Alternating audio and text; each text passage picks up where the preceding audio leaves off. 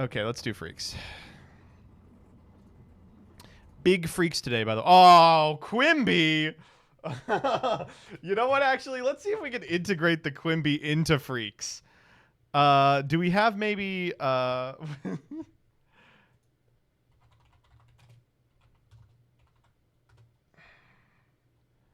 360. Okay, what do we want to do?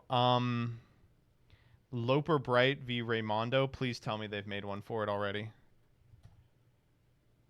Oh, fuck. Let's do Chevron. Yeah. Let's do Chevron. Okay, we'll do this Quimby when we get to it, okay? Ugh. Okay. Let's play the song.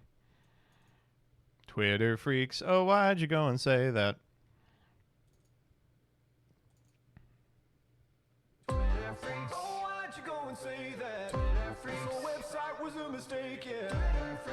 Okay, so we're putting these on YouTube now. That's fun, right? Bad weeks for Twitter freaks. Bad week for Twitter freaks. It's been a bad fucking week in general, man. It's been terrible. Okay, all right. Okay. Let's begin with some fun ones. Let's start with some fun ones. Here we go. Turns out my boss has a low IQ and is unable to comprehend conditional statements. They should probably put me in charge instead. Yo, assuming... I don't want to blanket out every time. Let's say Kevin. Yo, assuming Kevin will be late today, do you want me to wait here till he arrives in case the 5:30 comes in early? Did he told you he will be late? No, just assuming because he often is. Not a problem either way. I just wanted to check with you. Usually he texts me if he's running late. For sure. I'm not saying he's going to be late. I'm just asking if he is, do you want me to wait until he gets there? Hypothetically, I don't know, as he didn't say anything about being late today. But like, could you imagine and then tell me what you want me to do in that scenario? I'm not trying to be difficult. I'm just asking you a question. It's okay. I got my answer. How can I give you an answer to your question whether he will be late or on time? I can't predict. Sorry. The only way to know if he informed me. Very simple. This is like those people in Twitter who people are like, if you were a minority, would you feel bad about how things are being run? And they'll go, well, I'm not. So I can't answer your question. It's actually, it's so good, man. Holy shit. The boss is not Turing complete. True. Is the boss ChatGPT? It's possible. Next up. Did LeBron James predict the 2008 financial crisis? It was the 14th of September, 2008. I called up Ben Bernanke and I said, I have a funny feeling the Lehman Brothers Bank is going to collapse tomorrow. I just think their exposure to these subprime mortgage bonds is way too high. I turned on the news the next day and I was right. Oh my God. I think he did. That's crazy. No community note, by the way. That means it's true. Next up.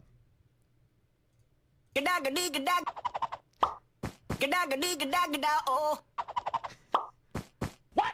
Help me.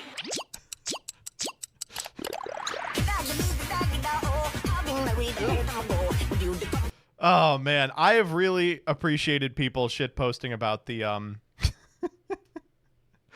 the fucking new norm. I find myself walking down the street being like, I'm the old norm. I just want a non-gay beer. Like, I go to the grocery store. I'm the old norm. I just want to purchase food. It's good. It's very good. Ugh.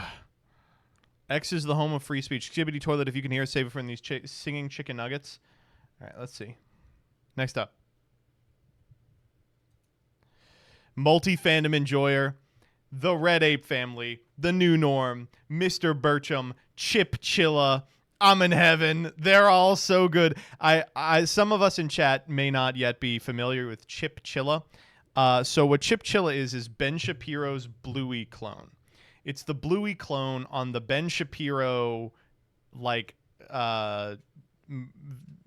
television application. And it's like, what if Bluey, instead of being heartwarming and like wholesome epic Chungus 100, every 5 minutes was like, but I don't understand. Doesn't a flat tax just solve everything? And then the mom goes, from the mouths of babes. And then everyone goes, oh, that's so true. Next up. We just hired a 22-year-old at work. Yes, she's hotter than my wife. But she's not my best friend. She doesn't make me laugh. She hasn't seen me at my worst and decided she loves me anyway. So, I'll pass. Thanks. Another banger from the boy. 188,000 likes. Look at the fucking replies to this. This was a weird thing to post. 156 on that. 156,000 people are this stupid? Weird post, but okay. Weirdest tweet ever. Bro, this was embarrassing. Makes me laugh when he thinks the 22-year-old will want him. I give you 3 weeks. You've done it again, Dan. He's so good. I can't believe people are still falling for this guy. He's just the best to ever do it. It's crazy. These people they're not real. They're just, they're sub-mental idiots.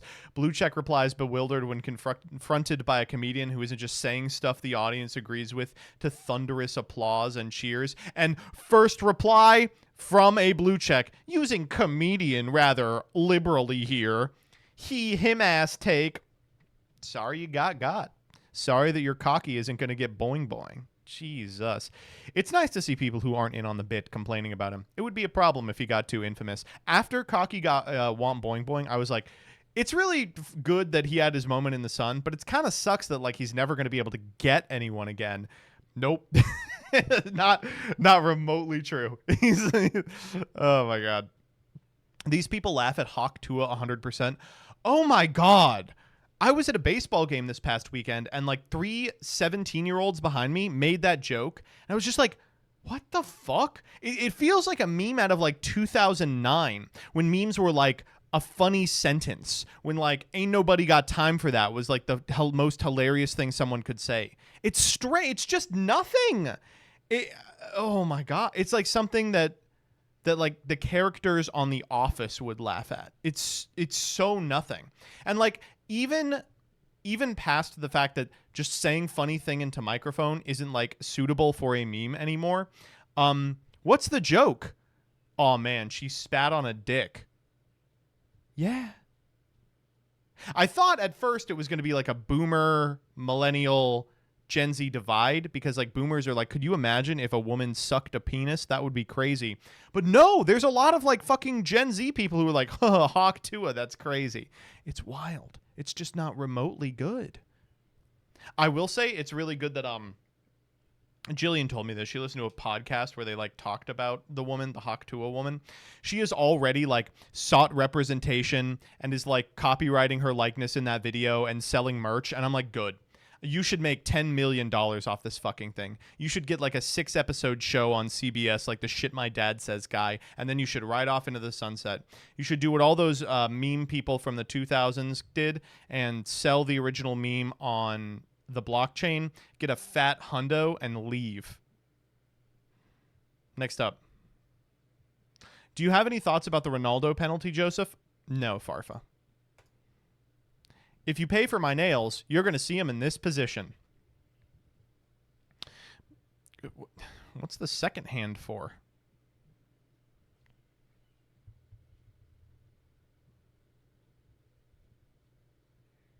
I mean, no way, right? Let me tell you this. If I pay for your nails, I'm not going to see him in that position. I'm going to see him in this position. This man has no balls. What's she doing to the balls? She's not like cupping them. She's got them in a vice. Testicular torsion. Exactly. That's too many fingers, even on one hand. Farfa, you and I, we understand each other. Farfa and I tried frauding, but we couldn't do it because our tummies were further out than our wieners. That one was bad. Needed some time to cook. Sorry, Farfa. Next up. Recently, an Indian student was deported from us because he forged the transcripts, rec letters, achievements, state exam results, and sent them through a school domain he bought to apply to college. He was granted a full scholarship at a top college, but decided it wasn't enough, so also forged his father's death certificate and was given a full ride with flights included. He had none of the knowledge required to even graduate high school. So at college, he cheated on all exams and then forged a resume with fake work experience to get an internship at an insurance firm. Based. One problem. He shared his story on Reddit. Then a subreddit mod reached out to the college and reported him. Folks, what do we say on this channel? You must abide the principles of shut the fuck up Friday. What is wrong with you? Yeah, I got away with it and everything. Now let me go on Reddit and confess my crimes. Holy, shut the fuck up. Oh, do you understand what you get away with if it's a dying declaration? Well, wait till you're 90 to reveal this stuff. My God. Ugh.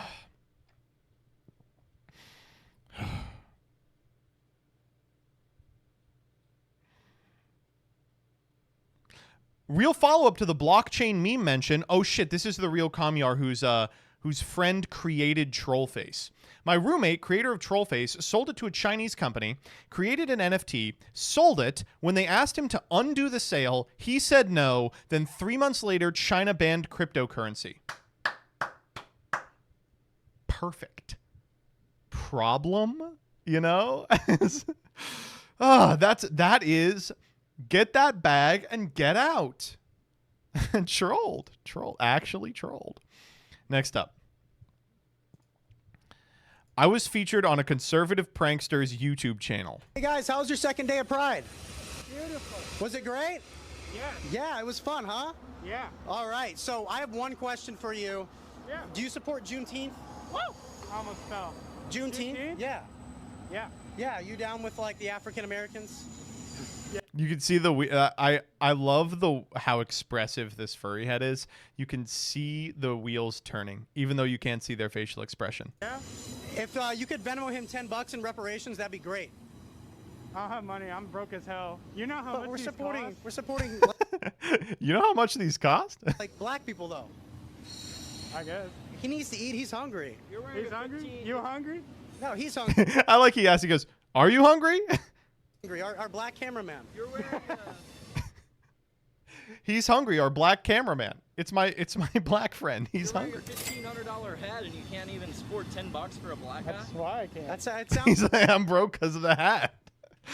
Holy shit. These people suck. I love it. But I also love that they use the CapCut auto captions that are like not remotely correct. It's perfect.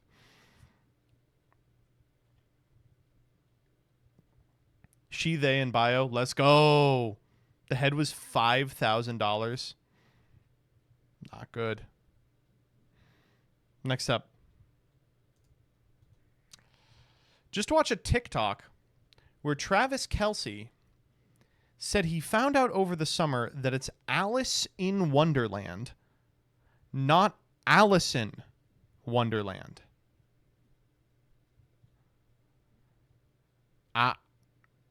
I mean, I think she was actually right. Can we talk about the problematic mental age gap between these two and how Taylor is grooming Travis? Yeah. No. I love Travis Kelce. I literally, I can't be made to hate him. He's so good. I love him so much. Oh, man. All right, next up.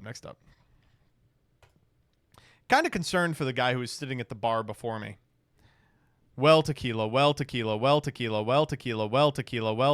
Oh, my God. $60 for 1, 2, 3, 4, 5, 6, 7, 8, 9, 10, 11, 12. So a lot of people notice that it goes to $4 here at the end, and they're like, is he drinking doubles? No.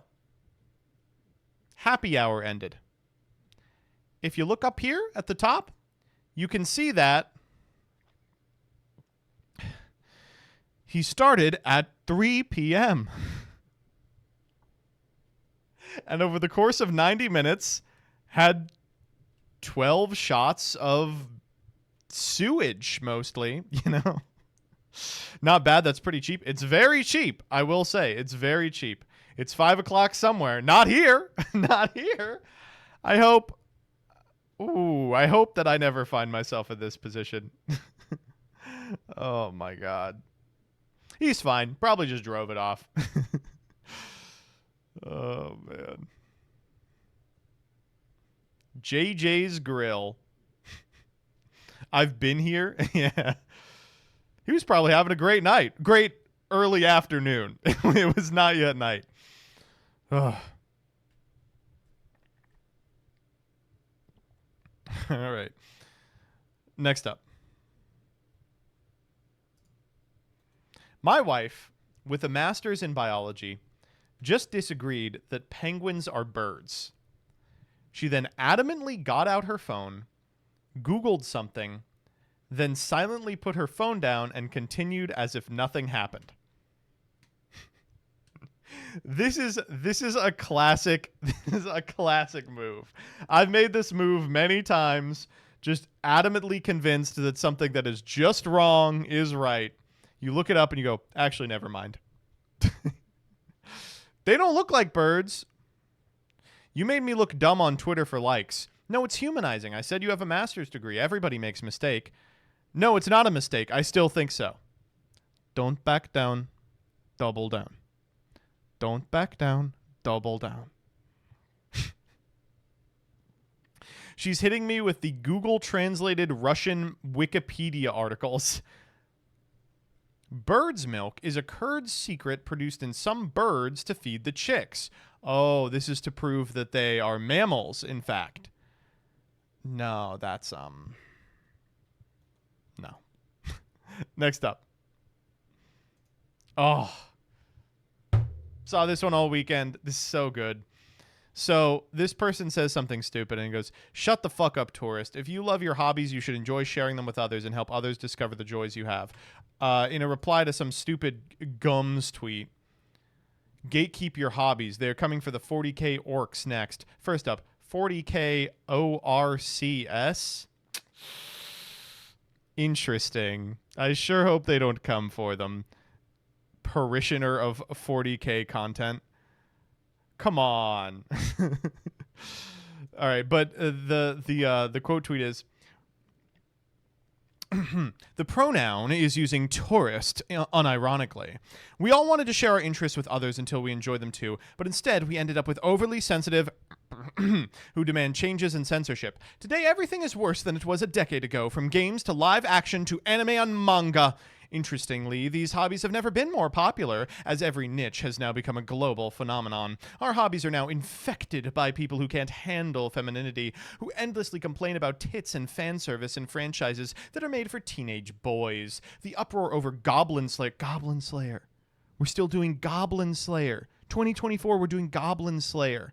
Holy shit. The uproar over Fooly Cooly was a prime example over what happens when you let tourists in. If you can't accept something as it is, or you feel the need to impose your ideologies and demand everything, you can fuck right off because you cunts have destroyed everything. Nice job gatekeeping your comment, by the way. I'm sure Palestine will appreciate your rage bait. And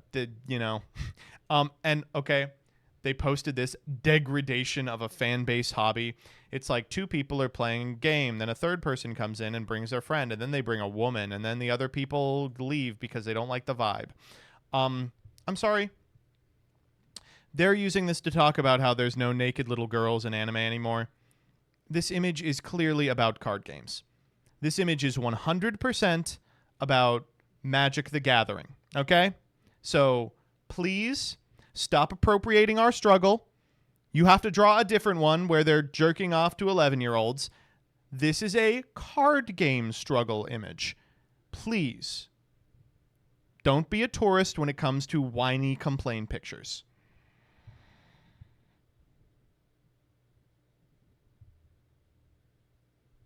So card fight then? I'm trying to figure out what this actually is supposed to be about.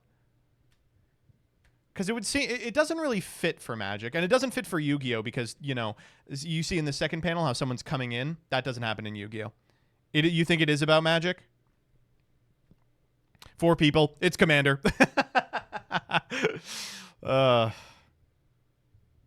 It's got to be like... But what would they make this about in Magic?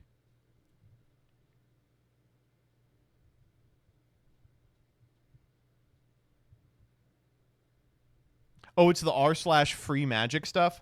That's so ridiculous because I feel this exact way about Magic the Gathering, but instead of being like when women and, you know, new players came in, it's about like when like Gen Xers started playing. Right? Like Magic used to be for like a type of sweaty nerd who just doesn't exist anymore. Not they all left Magic, they're just extinct. Like the type of sweaty nerd who was like really big into like Star Trek debates on like forums. Like now, Magic the Gathering is for like Gen Xers who call themselves Whovians, right? But like the former category, they just don't exist anymore. They're gone. They went extinct.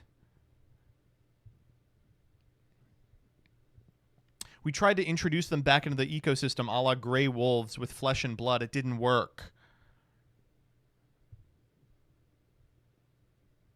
It'd be funny if this was about poker. Yeah, the girl and the green and the brown guy are like Balatro enthusiasts. And like they're Northern Lion viewers. All right, next up. Oh my God, this is so sad. This one's rough. This one's rough to read. You are not Arrow Ace, you are 14. You are not trans femme, you are attention seeking.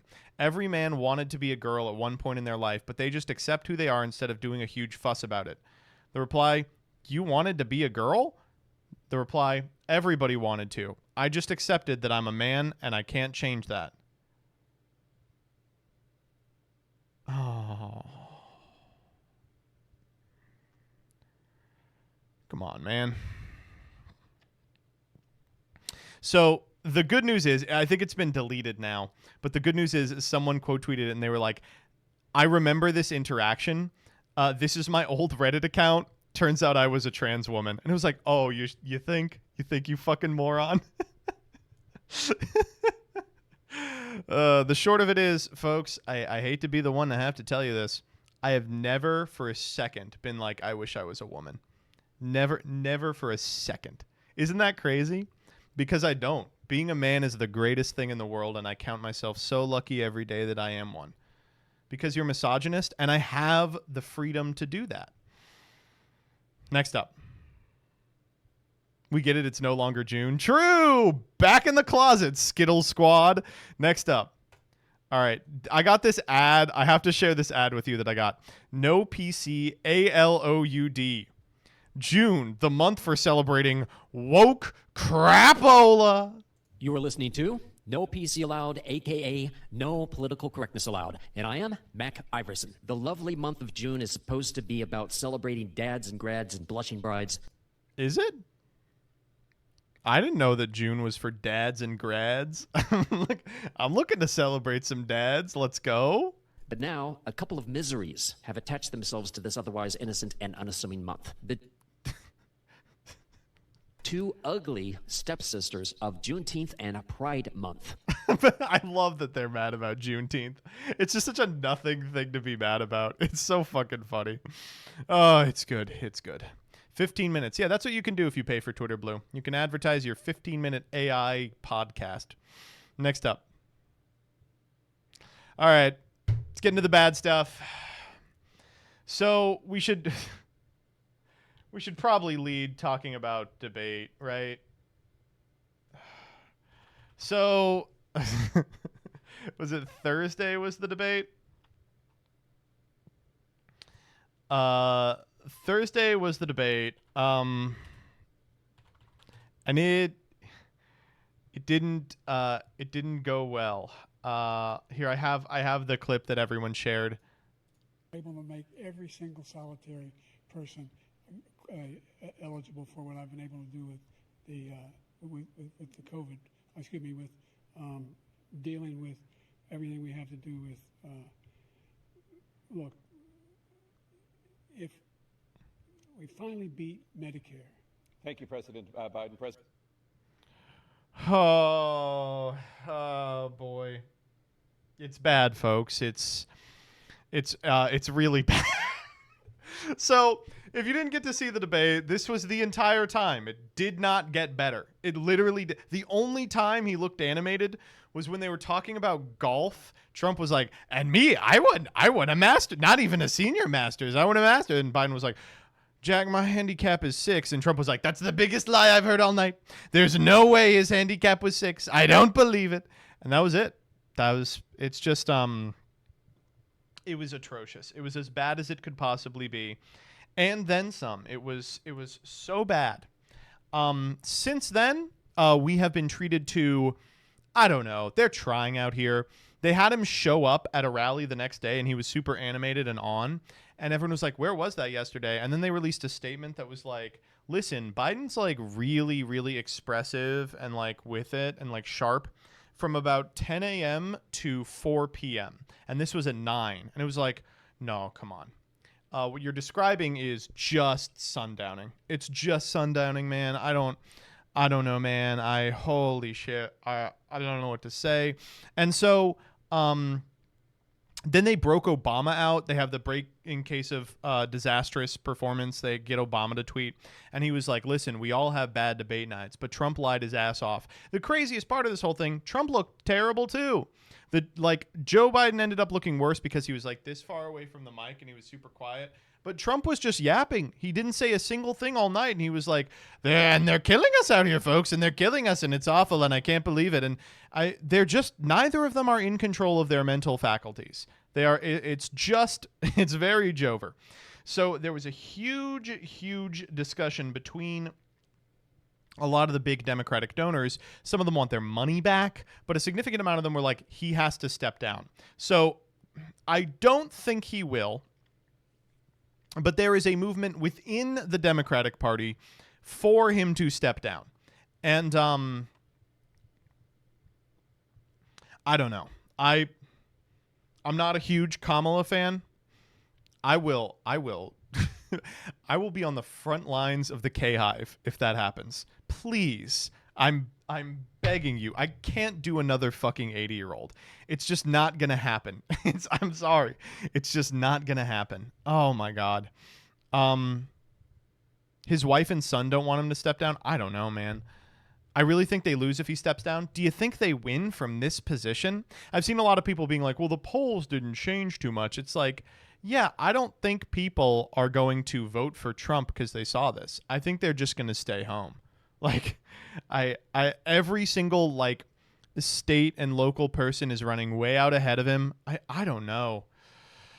Oh, woof. Not good. Not good, folks.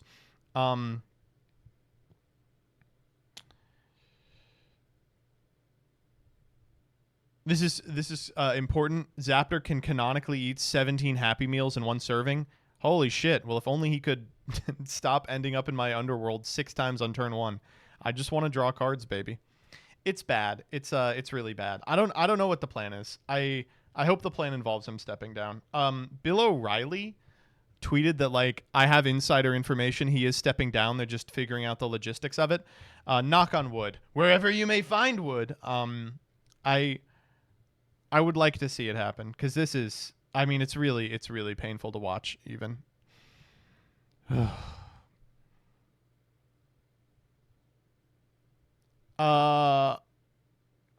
at the debate, you might be thinking, well, it's Trump and Biden, but isn't there that third guy running, RFK? Well, let me show you one of his ads that he ran during the debate. Check this shit out. It's so good.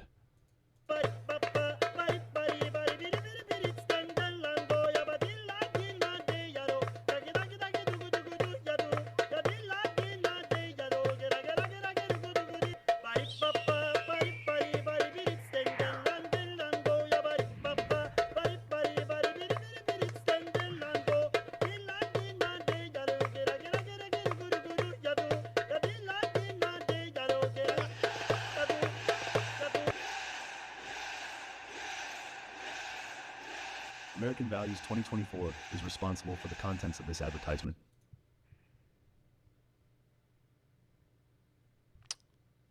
Gadda, right? Like, it's just it's a brain rot TikTok. What is going on? Oh my God. Not good. Not good. Holy shit. No shark and battery question true. Next up. And this one was rough. You know what? It's so rough we're not going to do it. So that was the debate. And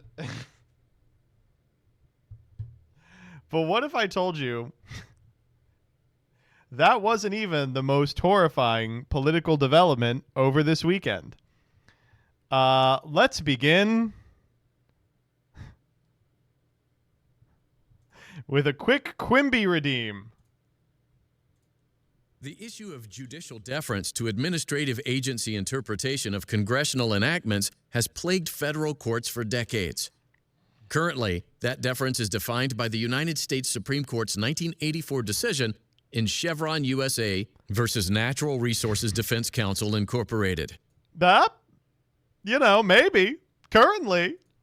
The Clean Air Act directed the Environmental Protection Agency, or EPA, to set national air quality standards. In the Clean Air Act amendments of 1977, Congress created additional rules for states that hadn't met the earlier air quality standards. The amendments required the non-attainment states to establish a permit program to regulate new or modified stationary sources of air pollution. Pursuant to the amendments, the EPA initially wrote regulations that defined a source of air pollution to be any device or piece of equipment that emitted pollutants. A plant or factory containing multiple polluting devices had to obtain a permit for each polluting device, demonstrating that each device satisfied the statutory standard. But in 1981, President Reagan's EPA administrator, Ann Gorsuch, adopted a different definition of source. Under what was called the bubble policy, an entire plant, factory, or facility could qualify as a single source as if it were encased in a theoretical giant bubble. That would allow the facility to install or modify an individual piece of pollution-generating equipment without a permit if the alteration didn't increase total plant-wide emissions. The Natural Resources Defense Council petitioned the United States Court of Appeals for the District of Columbia Circuit, challenging the 1981 regulations. Chevron USA intervened in support of the regulations. The Court of Appeals set aside the new regulations. The United States Supreme Court granted cert. The court considered whether a court reviewing an ambiguous or silent federal statute about which an administrative agency has issued an interpretation may impose its own interpretation on the statute. Okay, so we're not doing voting on this one, obviously, but the answer used to be... The court answered no. So, you know, I'm operating under an, you know, remember, I am a law student. I am not a lawyer. So this is just my understanding as someone who studies this, not someone who has mastered it, right? But the short of it is, Chevron deference was a legal principle that gave a lot of leeway to administrative agencies who were operating under an like an ambiguous term or statute in the sort of legal device that gives them the ability to wield executive power, right? And the reasoning behind that is largely because the experts that make up these three-letter agencies are going to know more about, in the EPA's case, let's say pollutants, than Congress people, right? Well, that doesn't exist anymore. Oh man. Oh man. It's so this past weekend, we got a couple of Supreme Court cases. One of them was an overturn of Chevron deference. Now, before you all start freaking out about this one, I've taken a number of environmental law classes, and I can say that it's bad, for sure, but a lot of these agencies like the EPA were operating under the understanding that Chevron deference was going to go away shortly. You know, it was a legal theory that was about to be no longer particularly favored, and would it come up, if it ever came up, in front of the Supreme Court, it was likely that they would get rid of it. So this doesn't mean the EPA is going to die. They have maneuvered the agency in such a way that they have accounted for this happening. But it is really bad insofar as it enables Congress to make a bunch of dog shit ass rules that now these agencies have to obey, right? Now I know what you're thinking. What a terrible Supreme Court decision. Surely it doesn't get worse than this. Well, we got another one. The Supreme Court rules that President Trump has absolute immunity from criminal prosecution with all official acts he took while in office. This one is really good. So I read through this one. It's the libs dissenting. It's the 6, big fucking surprise. And it talks about how presidential immunity applies to any official act done by the president over the course of, his presidency. Now, you might be thinking, oh, an official act, that must mean something like in furtherance of the presidency. Well, it's actually not very well defined in the decision. They're teeing it up for a second case in which they will probably explain what an official act is. But it remaining ambiguous right now, it's not great. In fact, there's an example in the actual decision proper in which they outline an absolutely illegal thing that the president did. And they're like, theoretically, he's probably immune from this. The legality of it doesn't ever come into question because it's an immunities question. And it's like, awesome, dude. This is fucking sick. I am not a big check out this epic dissent person. I think that the epic RPG dissents were genuinely very bad in terms of making people understand the impact that was going to happen as a result of specific cases. But this Sotomayor dissent it's damn good, and it does end with never in the history of our republic has a president had the reason to believe he would be immune from criminal prosecution if he used the trappings of office to violate the law. Moving forward, all former presidents will be cloaked in immunity. If the occupant of the office misuses official power for personal gain, the criminal law that the rest of us must abide will not provide a backstop. With fear for our democracy, I dissent. This is one of those things that might be it. I don't think it will be it. Knock on wood. I think the American experiment will persevere, but it's one of those things that down the line, someone who's like, I am going to turn it into a dictatorial regime will be like, oh, well, I mean, here's the building blocks I can use to do so.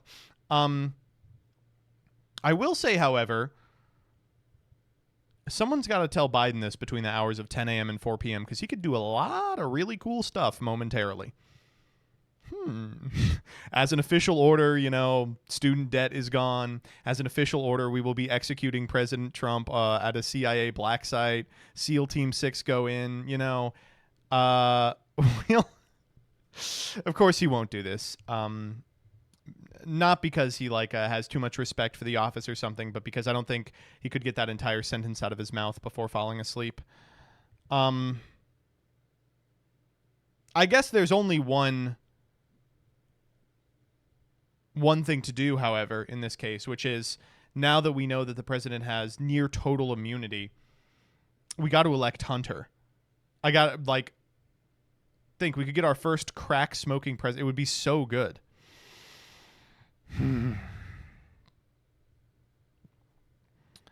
No, it's rough.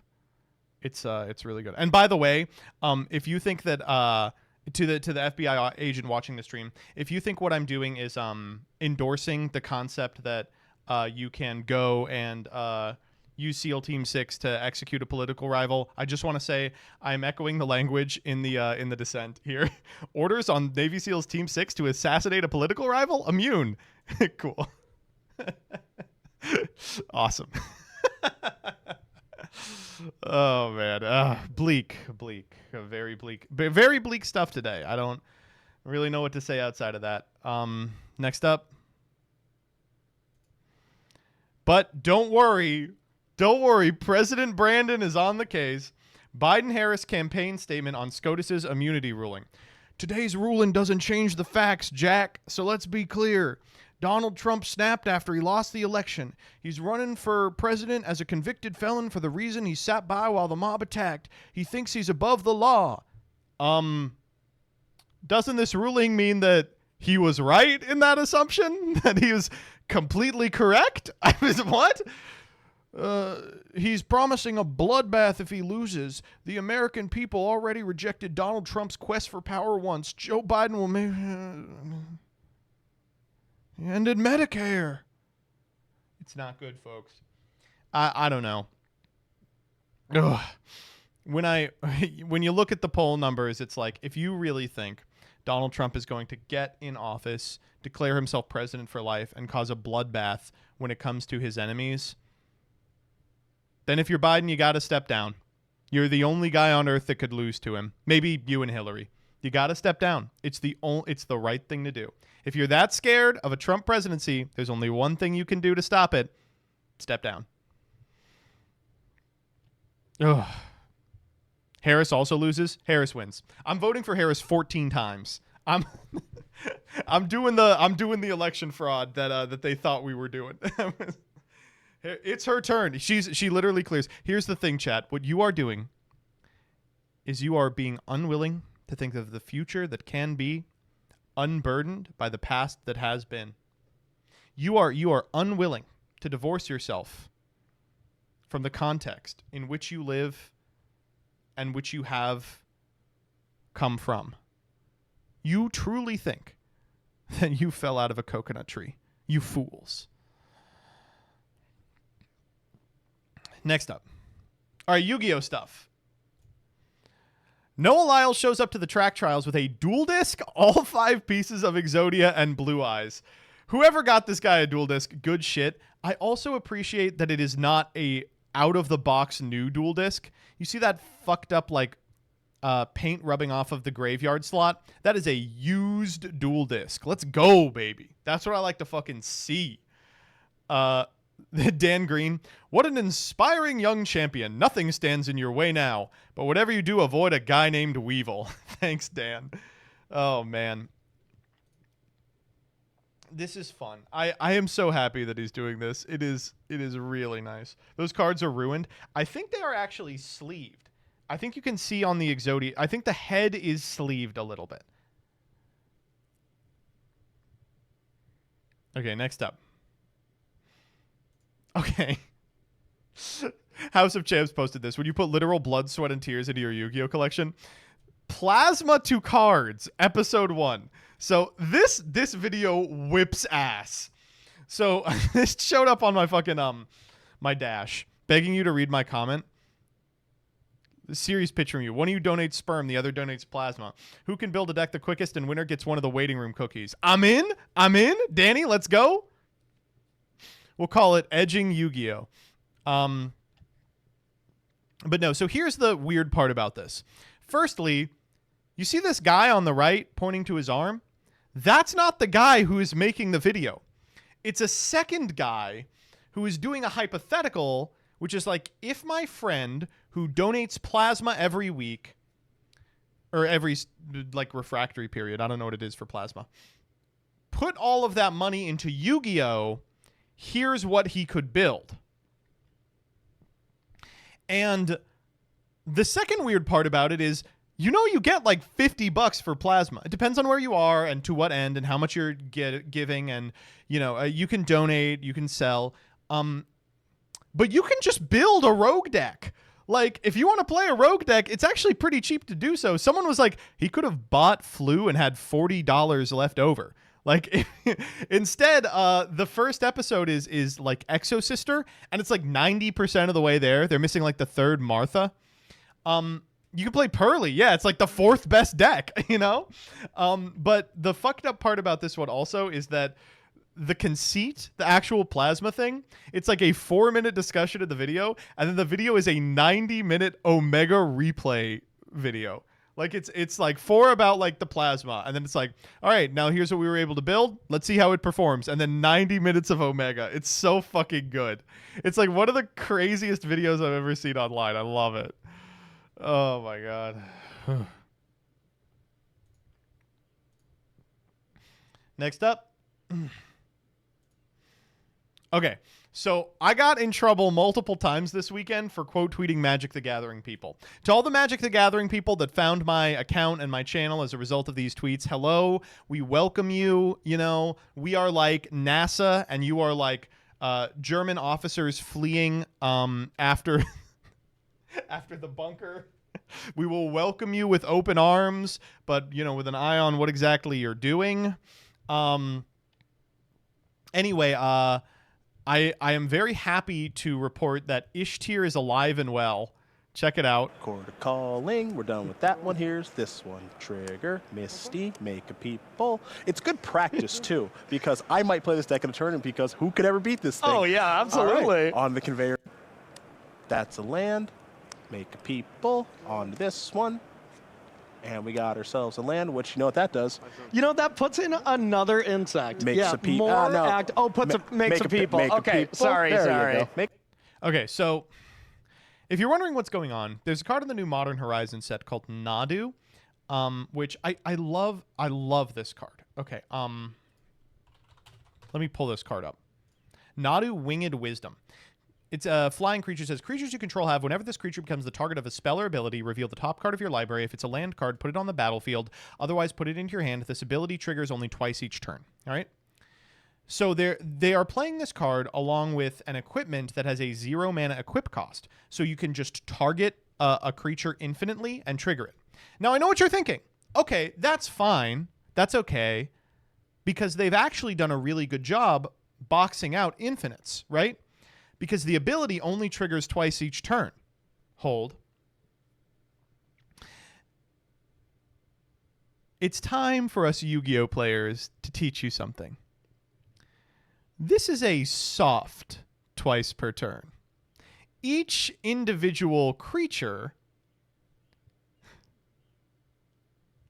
has this ability. So, if you get something onto your field that creates a creature as a landfall trigger, this just goes infinite with anything that targets. Which it turns out is comically easy to accomplish. So the Pro Tour for this set was this weekend. All the top 4 slots were taken up by this. Far and away the best thing you can be playing in the format. It is so funny. It's like, it's just the silliest shit in the world. And I know what you think. I know what you're thinking. Oh, so you have a million creatures. That's the end of the game, right? Wrong. Wrong. Those creatures don't have haste. You don't win on the spot. You then have to figure out a way to win. Now, you could draw your entire deck, and then at the very end, you've put in all these lands into play, tap some of the lands, cast a card that says if you have no cards in your deck, you win, right? No. Because why waste the slot on the card that wins you the game if your deck already theoretically has a win condition? Okay, so let me see if I can pull up the exact name of this card. There is a Magic the Gathering card. I think this is the win condition that they were all playing. I didn't get to see all of the rounds, obviously. But have you ever heard of a card called Endurance?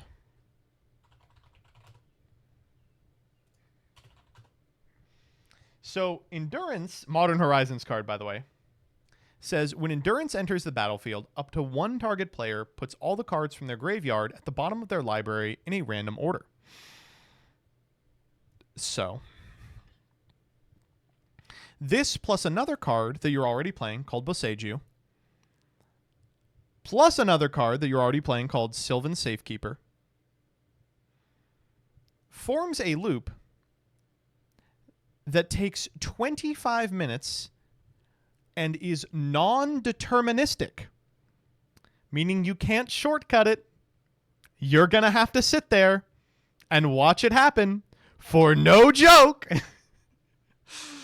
It's unbelievable. And you know what? It is just wonderful to be in the other seat for once, watching another card game deal with some kind of bullshit like this. It's not Ishtir, it's Gishki. It is. I know it looks like Ishtir. It is literally just Gishki FTK. It's so good. I love it.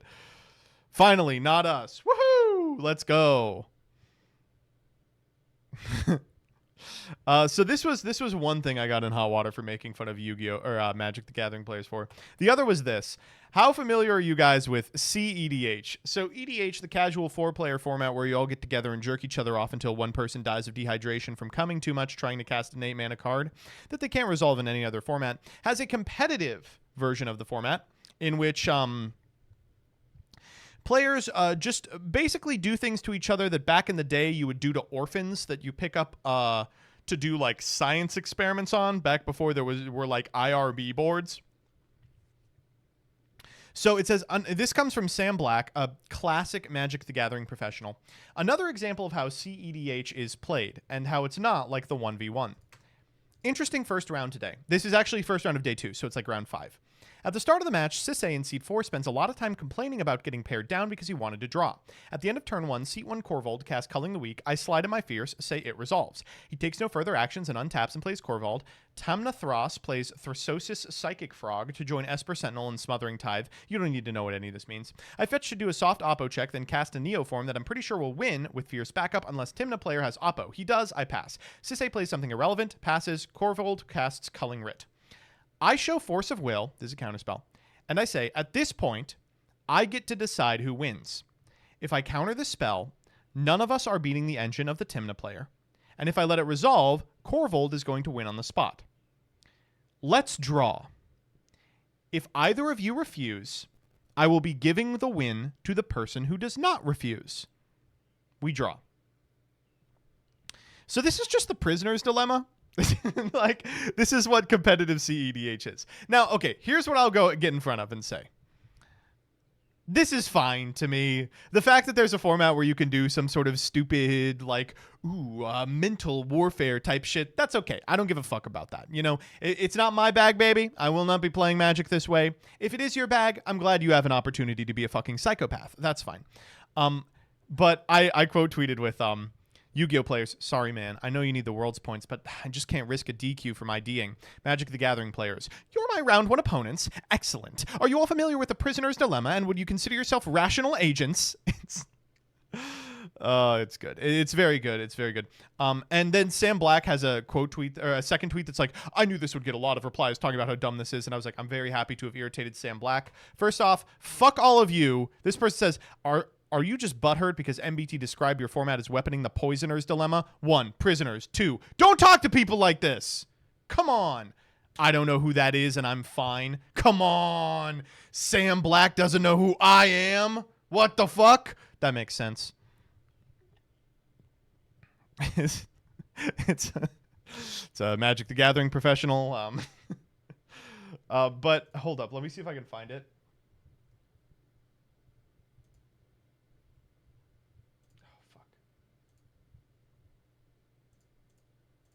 No, maybe it's this one.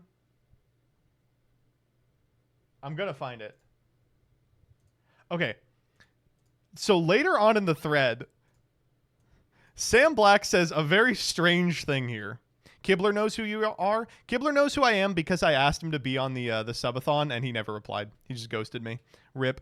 I am one of Kibler's longest subs. I'm actually approaching the 10-year mark of being subbed to Kibler. Isn't that crazy? Did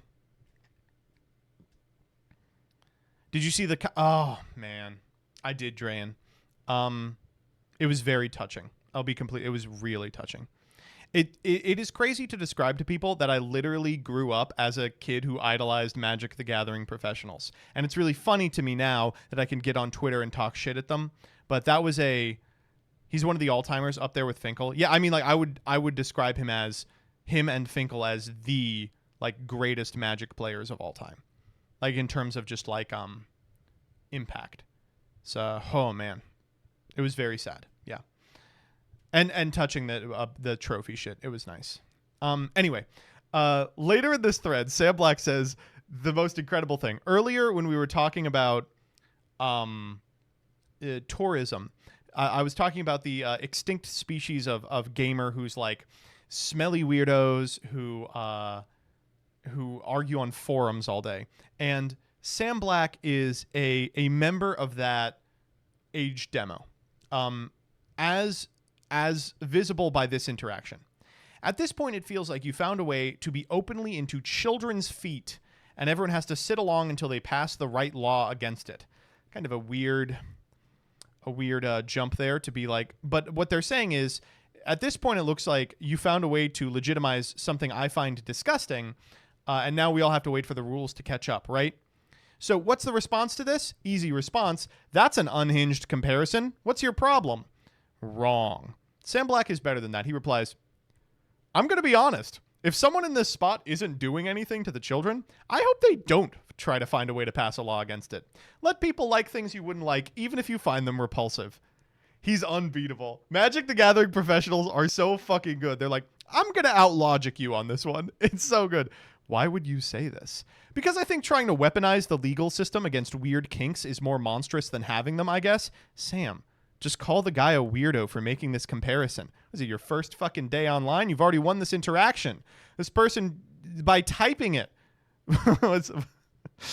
Wait, are you serious? It's so good. It's so good, man. He would have made it on something awful. I guarantee you Sam Black was on SA. I guarantee you.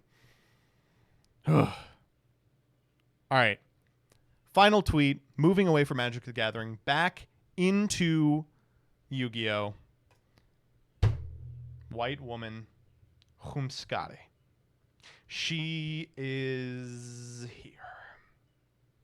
We all kind of knew that it was a possibility. It was more likely than not, but she is here. She's here. Woof. Rip to my Mellow Melody investment. Right, what does this lady do again?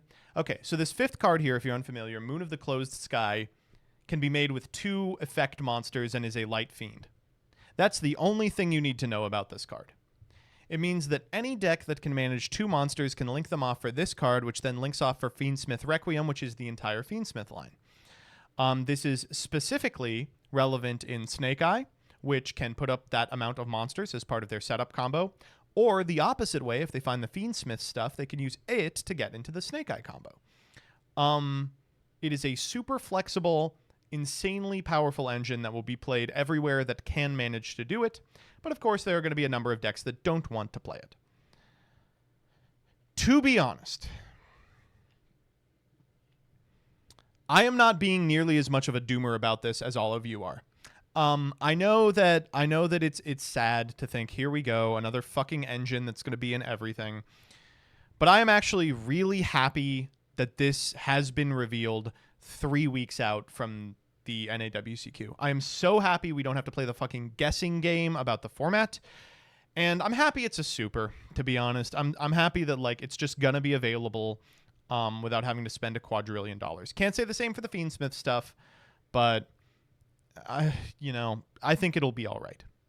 And for what it's worth, while it makes the Snake Eye board more consistently available and helps you get to the piece of it that you're missing, I don't think it is such a benefit to that deck that deck is going to breeze through the WCQ unimpeded.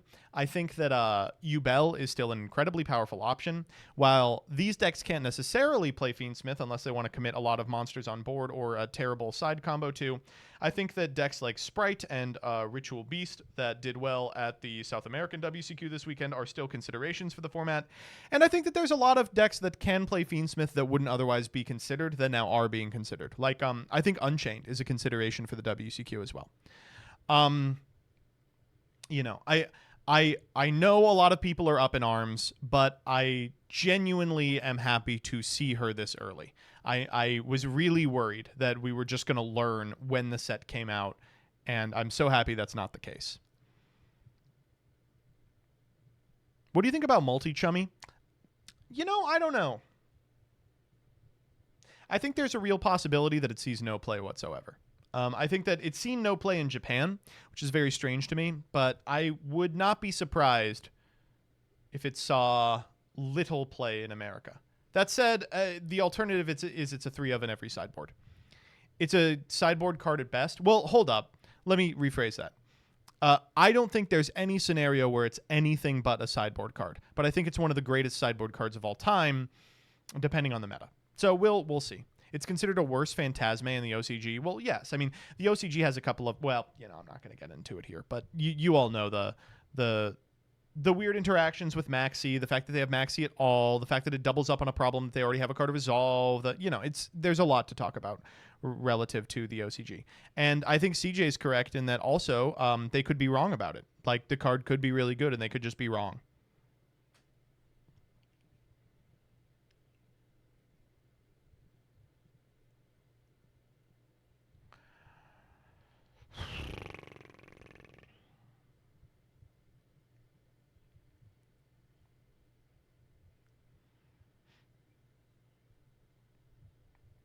Didn't OCG completely overlook Unchained? Mostly. Yeah, mostly. And that's going to be one of the decks that's going to be very playable. I think there's a lot to brew in this format. I think that there's a lot you can work with. And I'm excited to get working. I'm happy that now I can, that I don't have to live in this weird purgatory. So, we'll see. But of course, it means that all the usual suspects are dooming online, and they're like, we have to have a ban list before the WCQ. So what? Snake Eye can be banned, and Ubel can be the best deck playing a Fiend Smith engine? Like, how is that functionally different, you know? Opinion on Gimmick Puppet FTKing. I don't think the FTK is so consistent that I'm particularly afraid of the deck, but I do expect it to see a lot of play, and I think it will top. I think it will have tops in the top 64 of the WCQ. I think that, like, the deck FTKs, but when it doesn't FTK, it puts up a board that is actually really irritating to interact with. Thoughts on Whitewoods? Way worse here than in the OCG. Like an order of magnitude worse here than it was in the OCG. But we will be doing a TMT about it. All right, one final freak and then we're moving on. Y'all acting like I give a damn about anybody's opinion but my own. I knew it was you. I knew you were the one. All right, okay.